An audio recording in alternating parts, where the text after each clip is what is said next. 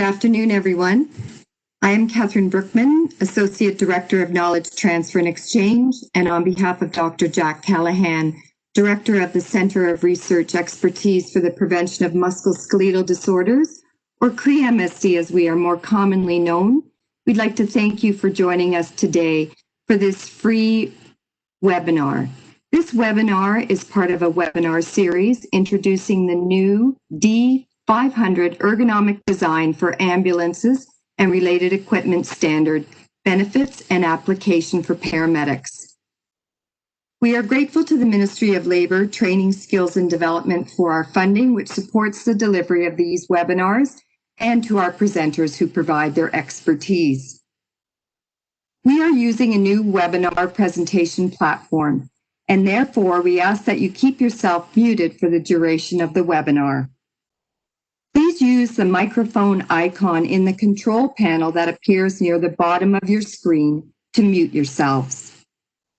During the question and answer period, we ask that you type your questions into the chat box, ensuring that it is highlighted to everyone. The chat box can be pulled up on your screen by selecting the chat icon in the control panel that appears near the bottom of your screen. I will relay these questions to our presenter or a similar question should we have duplicate themes. Should you have a pressing question or issue such as a technology glitch that cannot wait until the end of the presentation, please type this into the chat box and we will do our best to address it right away. The format of today's webinar is as follows. The presentations will be given, after which we will have 10 to 15 minutes for a question and answer period. The webinar will be recorded, with the recording being made available to you on our website along with the presenter's slides shortly after today's webinar. After the webinar, you will also be sent a link to an evaluation. We ask that you fill out this evaluation as it will assist us in the future delivery of our webinars. Now, it is my pleasure to introduce you to our 5 presenters. And because we have 5 presenters today, I will not be reading you their bios. Rather, I will be introducing them by name and title, and I encourage you to go to the CRE-MSD Events page and have a look at the distinguished biography of today's presenters. Our first presenter is Amin Yazdani. He is the Director, Canadian Institute of Safety, Wellness and Performance, School of Business, Conestoga College, the Institute of Technology and Advanced Learning. He's also a CRE-MSD network researcher, adjunct assistant professor, University of Waterloo and McMaster University. He will be followed by Ron Meyers, who is the project manager of the Canadian Standards Association. Ron will be followed by Pierre Poirier. Pierre is the executive director of the Paramedic Association of Canada. Following Pierre will be Gale Chevalier. Gale is the chief of Frontenac Paramedics and Director of Emergency and Transportation Services for the County of Frontenac in Eastern Ontario. And finally, Renaud, who is the Director of Engineering Meyers Ambulances, will close the formal presentation and then we will have question and answers. So, over to you, Amin.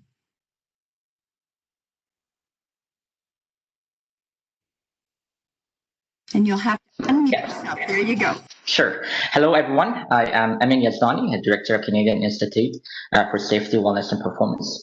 I begin today's webinar with a video that provides an introduction to the standard. Let's watch this video together. And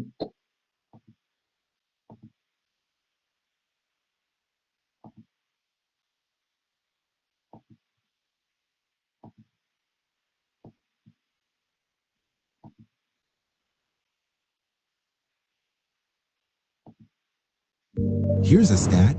Paramedics are injured on the job at more than 3 times the national average rate. The negative impacts on both budgets and the well-being of our workforce are significant and preventable. Equipment, spaces, vehicles.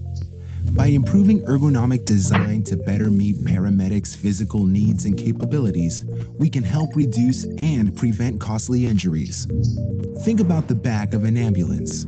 Historically, the layout has been dictated and limited by the vehicle platform.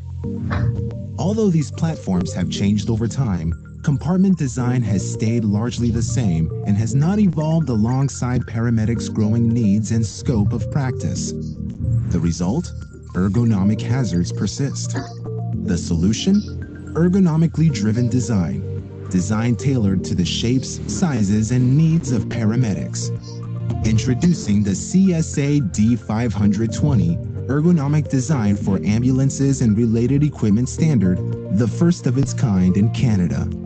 By combining proven principles of ergonomics and user-centered design, this standard outlines new best practice specifications and ergonomic requirements for the design of ambulances and equipment.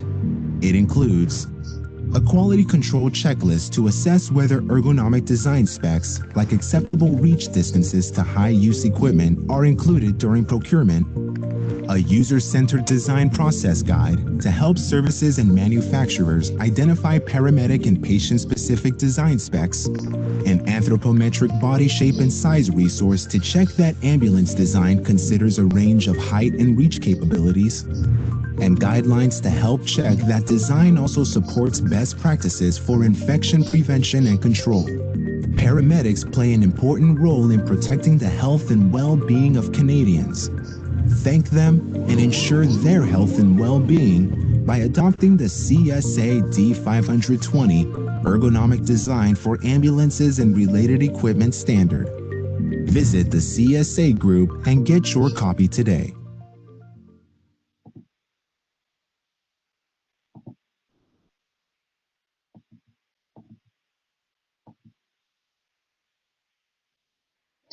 Okay, so we are pleased to inform you that the standard is now available in both French and English to Canadians and available to CSA's website. So how did we get here? Well, CRE-MSD, CSA, Paramedic Association of Canada, Paramedic Chiefs of Canada, County of Frontenac, Desert-Com collaborated on this research and development project for 3 years. The project was funded through DRDC, Canadian Safety and Security Program, and the objectives of this project was to develop and promote a Canadian standard that identifies human factor and ergonomic design and usage requirements for vehicle and equipment with consideration to paramedics and patient safety and infection control. We have done several research to inform the development of the standard, and consequently, a seed document was developed based on research evidence. Some of this work has been published in Applied Ergonomics and Pre-Hospital and Emergency Care journals. The research phase of this project was spearheaded by myself and Dr. Fisher from University of Waterloo. The seed document then was reviewed and discussed in several technical committee meetings over the past 2 years. We were so fortunate to have a dedicated group of professionals representing several key stakeholders across the country to contribute to this work. The standard specifies the requirement to facilitate the application of ergonomics into ambulance design, and it describes user-centered design process for establishing additional ergonomic requirements and considerations. The application of ergonomics into design will ultimately result in optimizing overall system performance and is critical in prevention of workplace injuries. To give you kind of some brief context, the standard outlines several key requirements, including the application of ergonomics in design, which describes the user-centered design process, requirements for general patient compartment and driver cabin design, such as specifications for restraint system, equipment retention and lighting, requirements for patient compartments such as seating, storage units, stair chairs, handholds, step designs, and etc. Requirements for workplace layout design and accessibility, including but not limited to seating, layout, suction systems, stretchers, clearance, and all those kind of things. And requirements for driver cabin compartments, such as auxiliary controls and equipment, headliners, and mirrors. The standards also has several informative annexes, as you see here in this slide, and it has also information on infection prevention and control, which they are informative guidance material. This was, again, a very short overview of what the standards is all about. And now I pass it to Ron to walk you through CSA's standard development process. Thank you. Ron, back to you.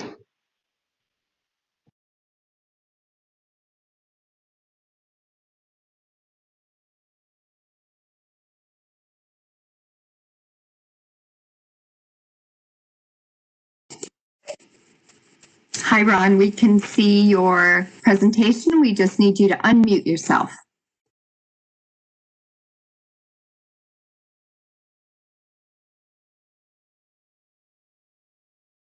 I'm sorry.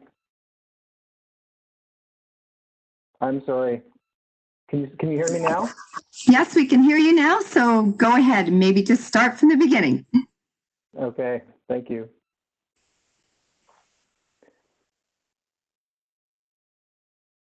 Sorry. Yeah, sorry about that. Technical difficulties. Yes, I'm Ron Meyers, project manager at CSA. I've been working at CSA for almost 23 years, managing a range of multi-stakeholder technical committees in developing national occupational and public health and safety standards. And I've had the pleasure of working with first responders for the past number of years, and in particular the paramedic sector over a number of years, in addressing very important issues such as ambulance design. So I'm really excited about the opportunity, now that the D500 standard is published. Just really quickly, at a glance, a little bit about CSA. We are not a government organization. We are a not-for-profit member-based organization, first established in 1919. So we recently celebrated our 100th year anniversary. And there's really two main divisions within CSA: our standards development division and our testing and inspection and certification division, where we have offices all around the world. I work in our standards development division, which is the focus of my presentation.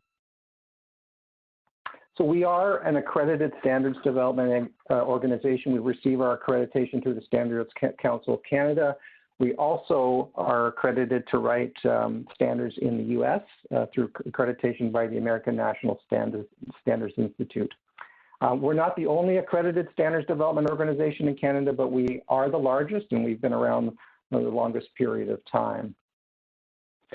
We are a membership-based organization, as I had mentioned, and we develop standards in many different areas, including electrical and construction and infrastructure, energy, fuels, appliances, environmental, climate change, healthcare, and I work in the occupational and public safety area.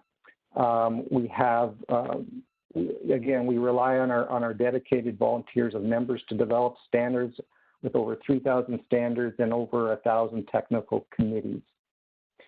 So we don't just develop standards, we help stakeholders understand and implement standards through our technical guides and handbooks and workshops, express documents. We also develop private standards as well. We also utilize our expertise in project management and standards development to work with organizations to also create public or private standards as well.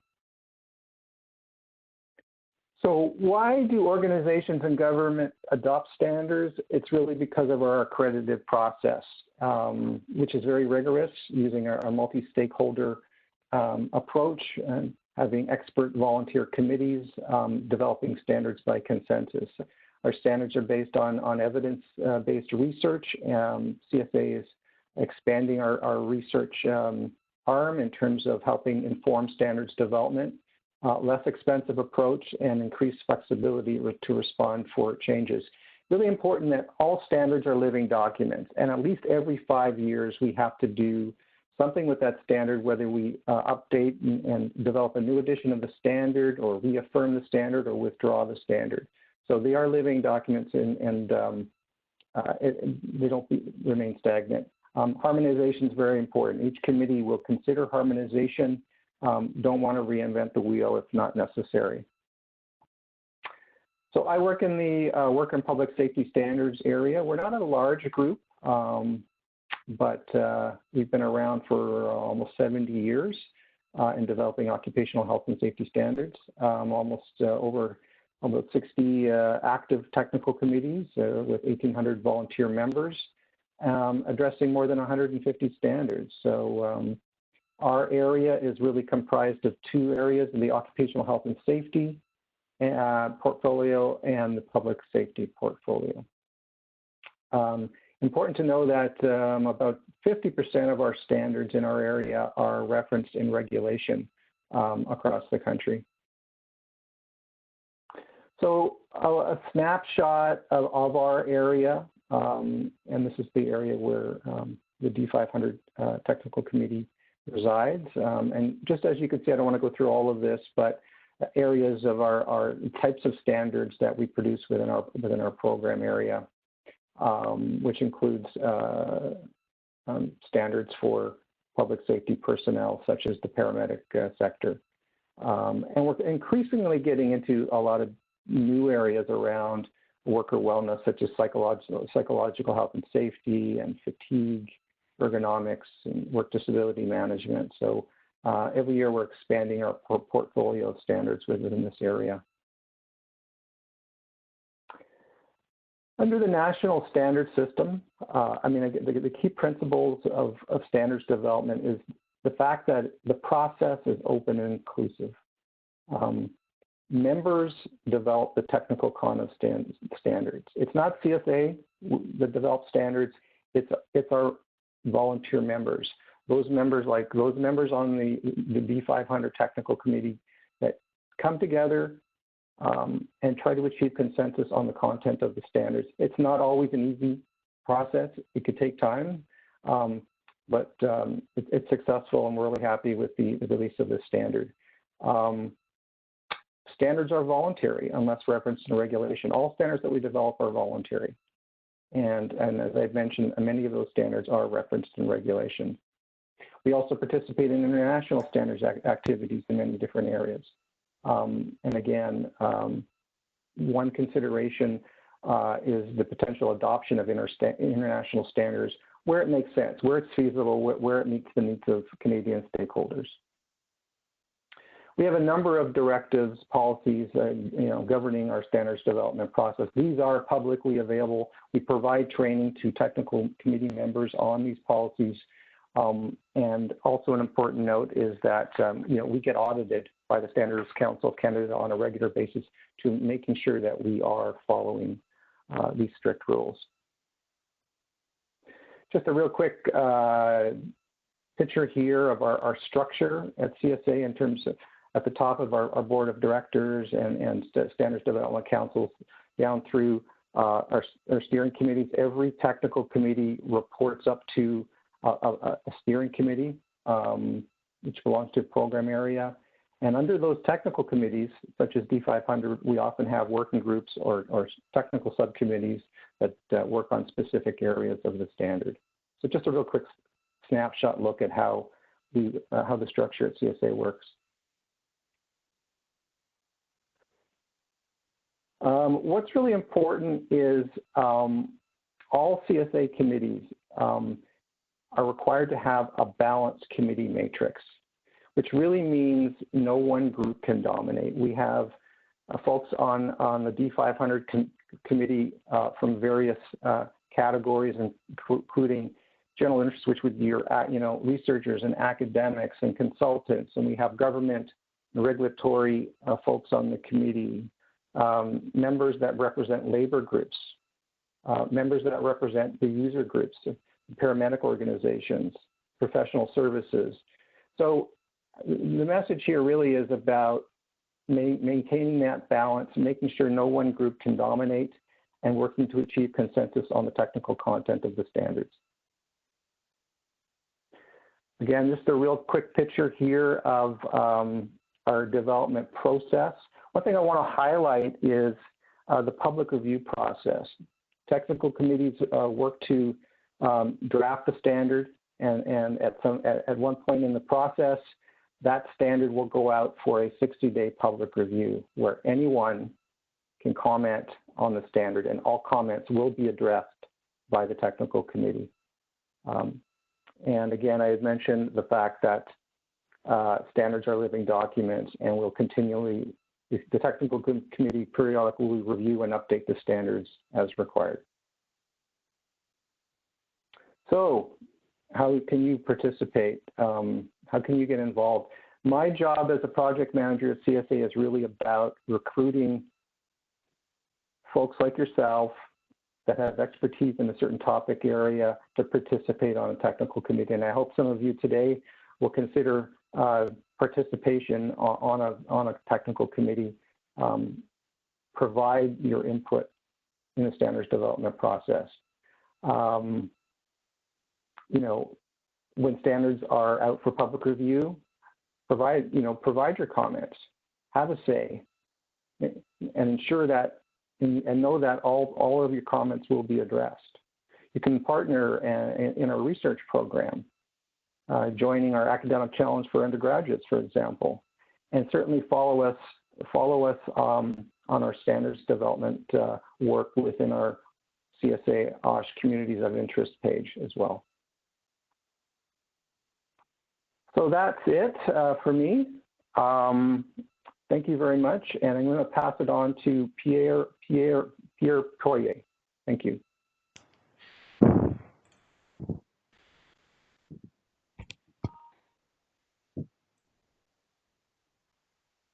Good afternoon, everyone. It's Pierre Poirier here, and I'm excited to be part of this presentation, and also have had the honor to participate in the process. I'm the Executive Director of the Paramedic Association of Canada. We've been involved with the development of standards for probably 15 years or so with the CSA, and it really has been a fruitful relationship for the paramedic community. Just as we move into discussion on this standard, I really want to talk about, how historically the purchase of an ambulance was not really something that the individual paramedic was engaged in. More recently, paramedics have started to be engaged in some of those elements of the procurement of a new ambulance. But what we have today is really the expression of paramedics being engaged in something that affects them personally. And what I mean by that is to say that we're involved now, have a say in the ergonomic design of an ambulance, which really is an important step forward. As I put forward just this next slide, it makes me think of how far the paramedic practice has gone. And it is a little bit of an exaggeration. It really isn't what we're dealing with today, but paramedic practice has really evolved significantly. And what's really continues to be important, and is never has always been important, is the fact that we have to be safe in terms of that practice. And really, when we say safe, is that it's providing safe care, but also that the staff, as in the paramedics, are able to be safe in doing their job. So let's step inside the back of an ambulance. Do you remember that big step, the precarious footing, looking for the grab rail to assist yourself, and having to pull yourself up into the ambulance? And really, this is always also awkward. And the big question there is like, why has this been so difficult? And I think Amin in the opening comments alluded to the fact that, the platform really hasn't changed that much. There was a chassis that was built by Ford, and you got that chassis and then you put a box on it. And we really haven't considered the life of the paramedic, the individual who's actually providing care in that environment. So, when we think about this, it really is important to think about the ambulance, and say you're 6'1", 6'2", or at the other end, you're 5'1", and you say, okay, the step is too high. I trip getting in and out of the ambulance. The lighting is either too dark or too bright or not in the right place. Or for someone who's tall, the box is too low, I hit my head on the ceiling. These are all kind of real life experiences that paramedics have endured. Let's say endured for years and years. So, once inside the ambulance, let's consider the other parts. That I have difficulty reaching equipment. I have to reach across the patient. My seating position is poor. I can't get comfortable. And even worse, I'm in an awkward position while performing treatment. And these are all real life experiences of the paramedic. Really kind of an important piece. And when we think of ergonomics, we can start to address these concerns. And I'm not saying that every one of them will be addressed, but I am saying that this is a starting point, an excellent starting point with respect to that. So, if we put this in context, if somebody say, I hurt at the end of the day, why am I sore after my workday? Let's not just think about safety. Let's also think about ergonomics. So this really is a seminal document for the profession. And one thing that Ron Meyers alluded to was the CSA process, which brings together all of the interested individuals. So the individuals who create equipment, the individuals who build ambulances, unions, the leadership of paramedic services, and paramedics themselves. So this really is an important document. At this time, I'd just like to turn it over to Gale Chevalier and her presentation. Go ahead, Gale. Good morning, everyone. It's been an honor to have the opportunity to participate in the development of this standard, and I'm really excited to see its launch.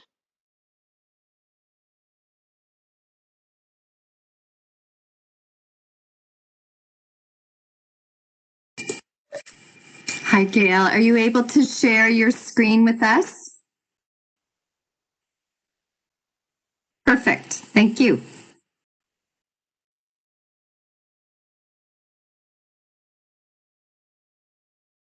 The safety of our staff. One can't underestimate the effects of poor ergonomics on staff safety and overall sense of wellness. Injuries to paramedics can be expensive for services and devastating for paramedic careers. As I'm sure is the case with most services, ambulances account for the greatest share of Frontenac paramedics' capital equipment costs. It's important that vehicles are reliable, cost-effective, and efficient, but above all, they need to be as safe as possible for the patients and the paramedics. In addition, COVID-19 has raised awareness of the importance of supporting infection control practices in ambulance design. Input from frontline staff has always been an important part of ambulance procurement at Frontenac. We formed a Uniform Equipment and Vehicle Committee, which is a group of frontline staff plus superintendents and deputies that look at all of our equipment and vehicles and make recommendations. This group has played an essential role in designing the layout of our vehicles. We attempt to ensure that the team consists of paramedics with a wide range of sizes and levels of experience, but it's always hard to capture all the possible variations. While there's discussion about the challenges faced by our taller or shorter paramedics, the solutions reached are often just a compromise or a best guess. This standard now provides us with evidence-based recommendations to ensure that our vehicle layout will be safer and more ergonomically functional for the work that the paramedics do every shift. Ambulance procurement is an important, expensive, and time-consuming task. RFPs are challenging both for those writing them and those responding. This document provides clear guidelines to drive discussions and decisions when purchasing and making changes to our ambulance fleet. It can be used to ensure minimum standards are being met and allows everyone to be speaking the same language. The checklists found in the annexes provide a useful tool to outline requirements, confirm they are met, and make comparisons between products. The checklists help to make sure all the important aspects are being considered. The current pandemic situation has highlighted the importance of considering infection prevention and control practices in ambulance design. Significant work was done by our Uniform Equipment and Vehicle Committee at Frontenac at the start of the pandemic to address multiple concerns regarding infection control that had not previously been considered. The group spent hours going through the vehicles methodically, removing items that were not deemed essential and relocating others to make them more accessible and with less risk of contamination. They made some interesting discoveries. For example, the cloth seats that had been chosen due to being more comfortable now pose a significant infection control risk. This standard will now provide guidance on this issue for future decisions. Paramedics work hard every day taking care of others. It's essential that we provide them with safe and effective tools to do this important work. Ensuring that their workspace is well designed to not only minimize the risk of injury, but to make their job easier and safer is of paramount importance. The CSA standard for ergonomic design for ambulance and related equipment is an excellent tool and a great starting point to make sure we are taking care of our most important resource. And now I'd like to pass it on to Renaud Carrier. Thank you.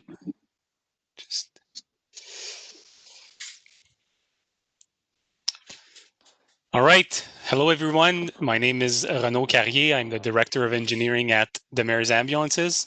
And in the next few slides, I'll focus on what that standard means in terms of design in ambulances. And I will highlight a few examples. I think pictures and examples translate what, it's in a language that we all understand.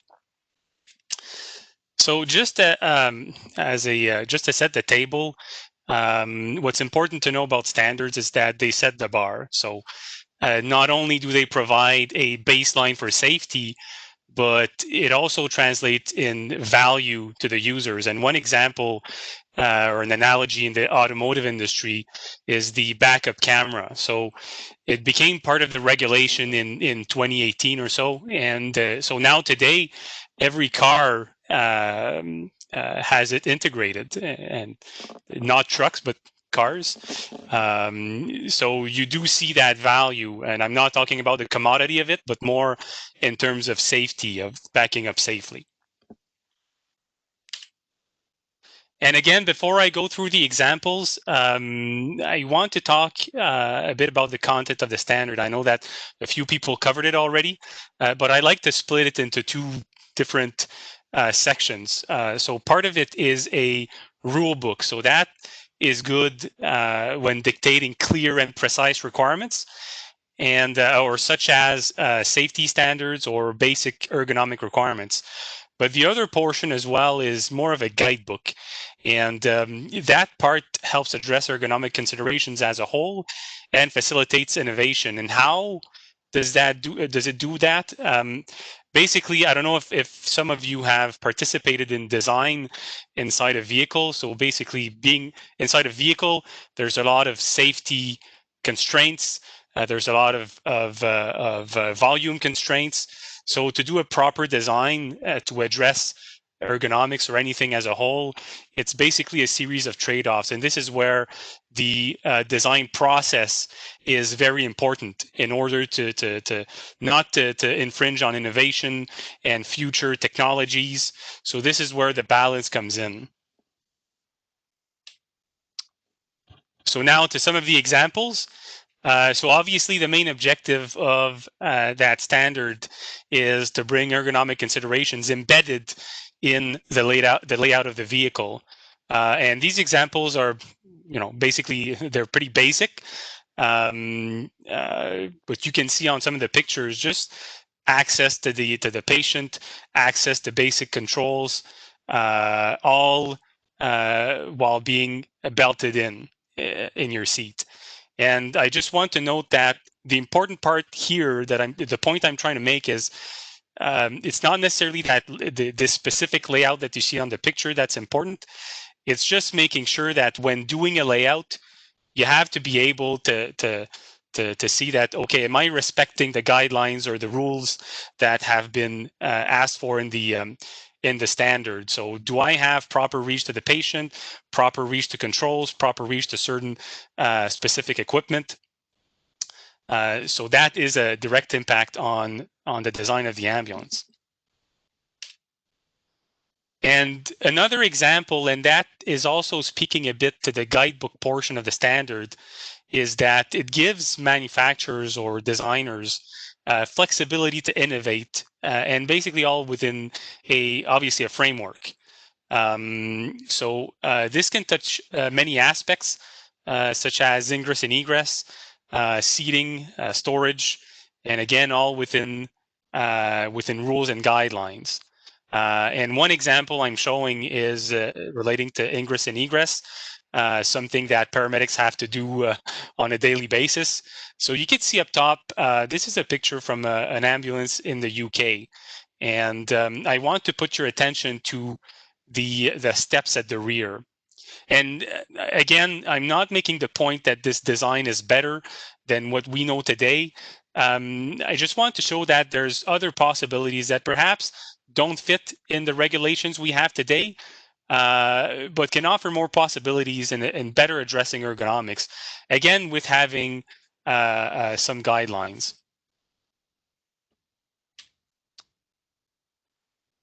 Another benefit is that it holds the product to a higher safety standard, and safety standard that is based on industry research or evidence, as I think Amin pointed out.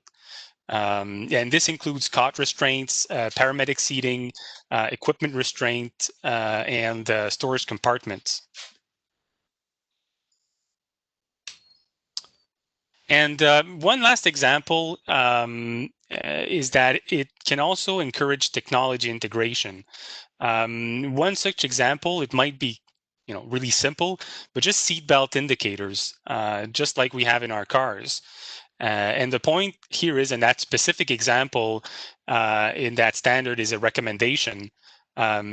So that makes even recommendations available to anyone that wants to have access to that standard. So it also educates people in, hey, you know what? I think that's a good feature. That's what's recommended.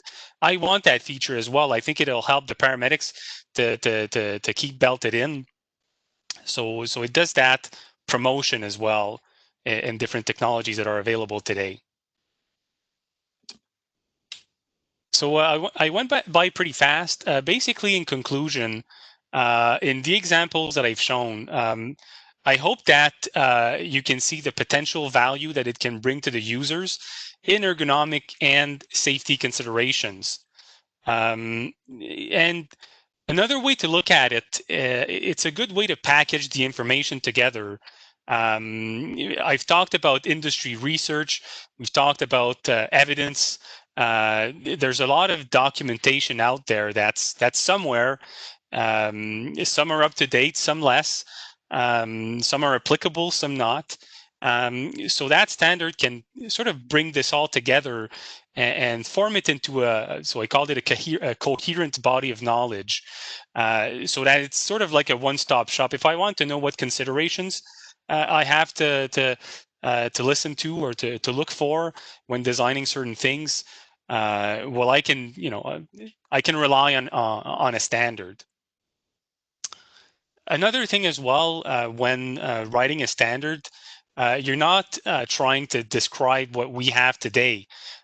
Basically, we always have that, and I think a few people pointed it out, that objective to improve, right? So to improve in ergonomics, in safety. So really another point is to challenge the status quo. So it's not just what we have today, it's what we can do to make it better. And finally, sort of to wrap all this up, you could say that it helps regulate the product today or in the short term, and even that today or short term is already an improvement from most of what we know today. But also it sets the way for future technologies and innovation, and that's the tricky part, because when you want to put a lot of detail in a standard, sometimes when you describe it too much or describe the solution, it prevents the way for future technologies and innovations that we don't know today. So that's why the balance between the rule book and the guidebook are important, because we want to make sure that it allows for future innovations and future changes and future improvements. So that's all I have for you. So thank you for listening. I'll jump it off, I believe, to Catherine or Bettina. Thank you so much, Renaud. I'd like to thank all of our presenters for such a smooth flow of presentations, especially because we've had 5 presenters. This is the first time I've ever had 5 presenters do one webinar, so congratulations. I'd like to kick off our questions and encourage people to type your questions into the chat box. And any one of you could answer this, I'm sure. And that is, how will we know these standards are making a difference in terms of MSD injuries for paramedics? Is there an evaluation project or pilot being considered or carried out now?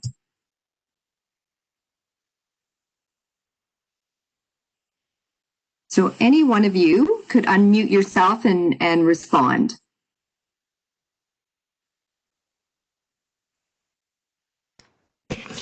Yeah, Bettina, it's Pierre Poirier here. Yeah, thanks for that inquiry. Actually, that is kind of part of the next step, is to solicit for either grant funding or contribution agreements so that we can actually start to benchmark this and look at doing research specifically on this issue that, you know, possibly a service adopts the standards with respect to ergonomics, and then to follow in a longitudinal study what is their MSD injury rate. So I think this actually does present a lot of opportunity going forward. The reference point for us in many respects will be some of the changes that have occurred in Europe over the years and stuff, or policies where they've had no lift policies that have also had a very much a positive effect on MSD or musculoskeletal injuries. So I think it's really kind of an important piece. That this is just the first step here in Canada, and hopefully that it does really encourage research in this area, and hopeful that we can reduce musculoskeletal injuries. Thank you so much for that. I see that there are some questions coming in, so I'll hold off on my own. When standards go out for public review, typically how many people provide input? So Amin, I'm wondering if you have a sense of the answer to that question. And I know there'll be. Thank you. I can comment on that. It's Ron Meyers. Thanks, Ron. Yeah, it really depends. We do our best, you know, and we rely on our stakeholders to spread the word in terms of that the standard is out for a 60-day public review. And it varies for every standard, and typically we can get anywhere from, you know, 1,000 comments to 100 comments to 50 comments. So it really depends. But I think I can't recall the exact number that we had on this standard, but I think we had a healthy number of comments coming in on as a result of public review. But the challenge is, you know, is getting that word out and getting it to as many people as possible. We certainly post it on our website and whatnot, and we ask our members to post it on their sites and through the associations and whatnot in order to get as much feedback as we can, and because that is an important part of the process. Thanks so much for that, Ron. Is there a prototype ambulance built using the standard? And if so, can it be observed? Is anyone aware of a prototype ambulance?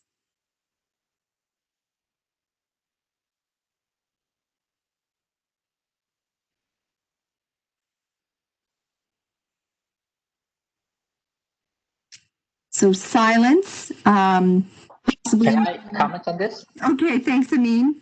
Yeah, so we have just released this standard, and I believe that has not been picked up by a lot of manufacturers yet. But I would say that hopefully in future it will be adopted by manufacturers.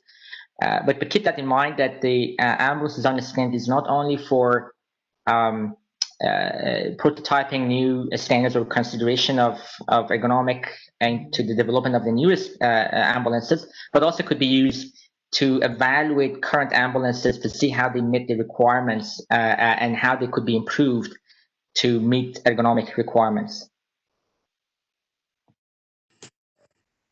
Thanks so much. I mean, we have a question, and I know that CRE-MSD and PSA's client patient handling community of practice would be glad that this question is being asked. Have bariatric related needs being taken into account for the designs in this standard?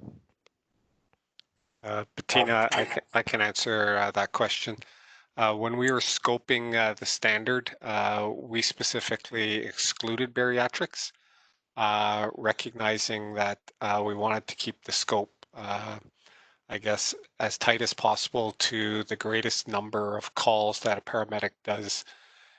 So it wasn't just that bariatrics was excluded, specialty vehicles were excluded,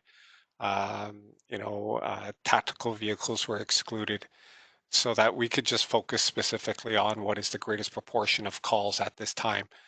There was a lot of discussion regarding bariatrics because of its importance, and I think that would be a nice annex or a follow-up in the next iterations, and could be other projects because of the significant health and safety concerns that are related to bariatrics. Thank you. Thank you for that answer, and it's really good to know that detail around the considerations that were made.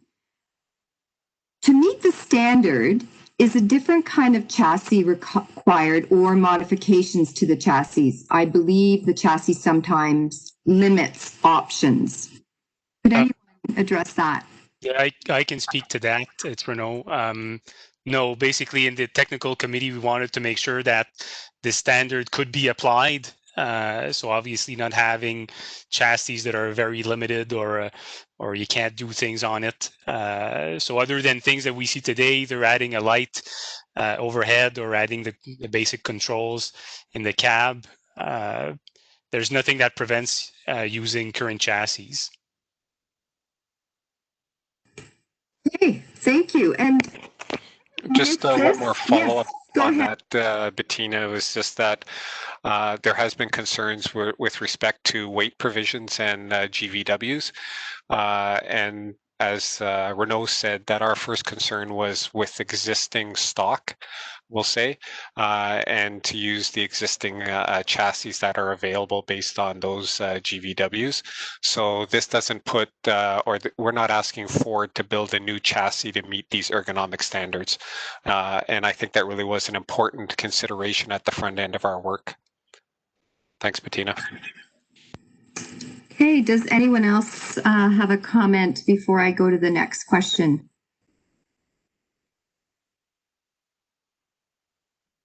Okay, and how is this standard being imparted to the frontline paramedics overall?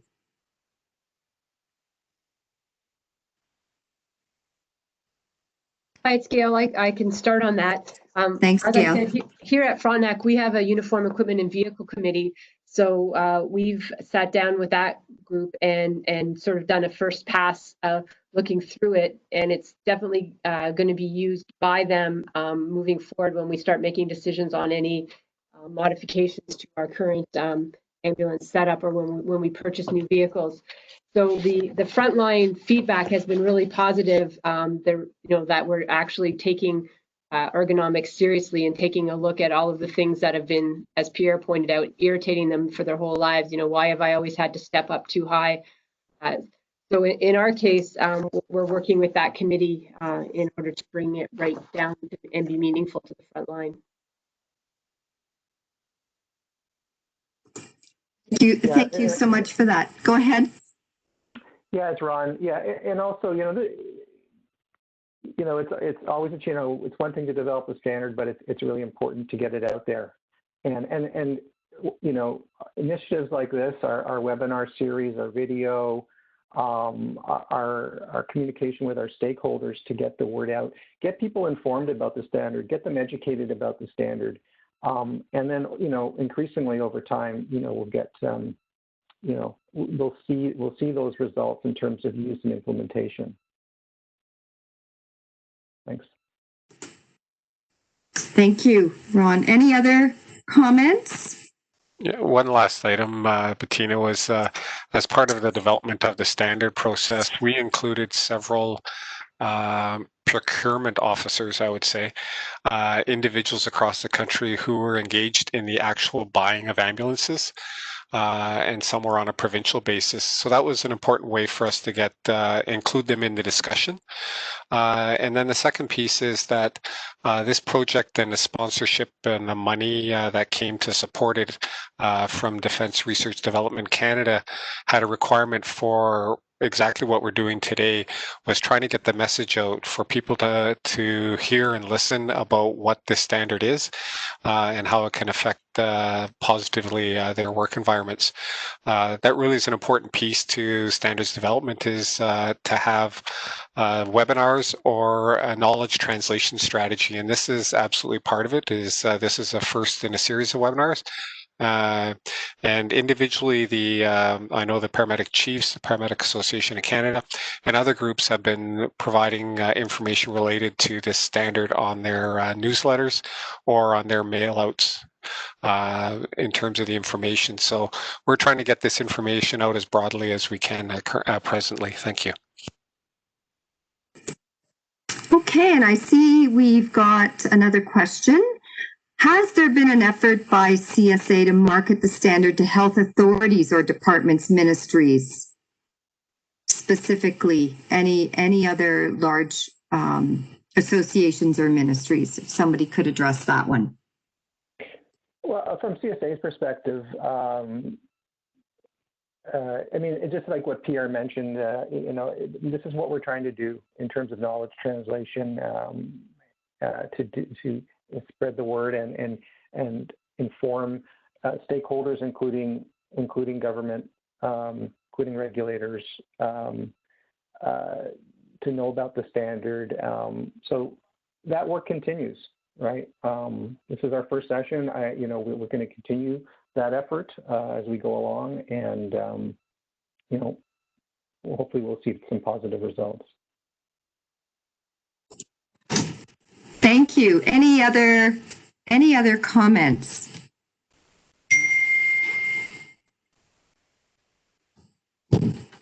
So related to infection control, we have a question here. Was an onboard system considered?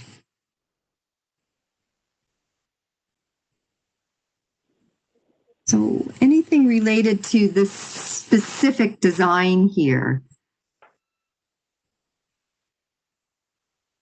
No, I can answer that. There is quick answer. Okay.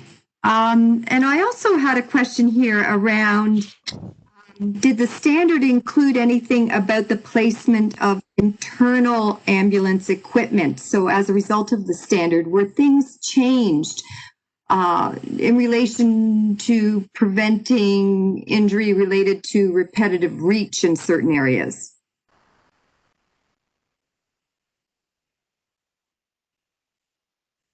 Again, another design question.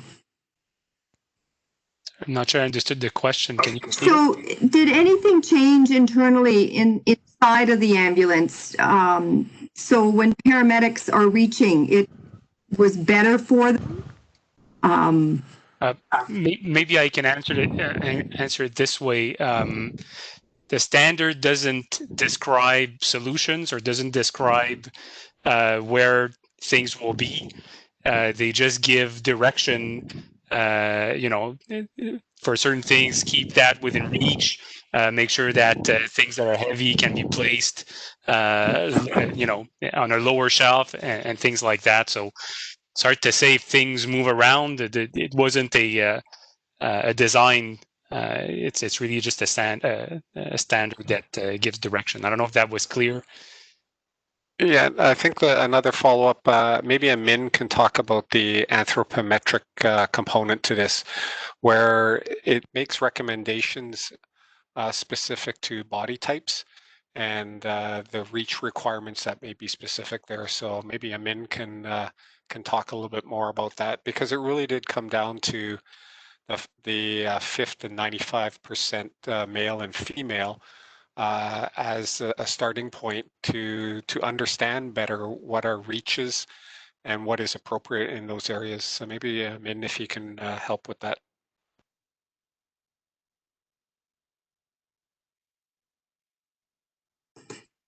And Amin, you might be on mute.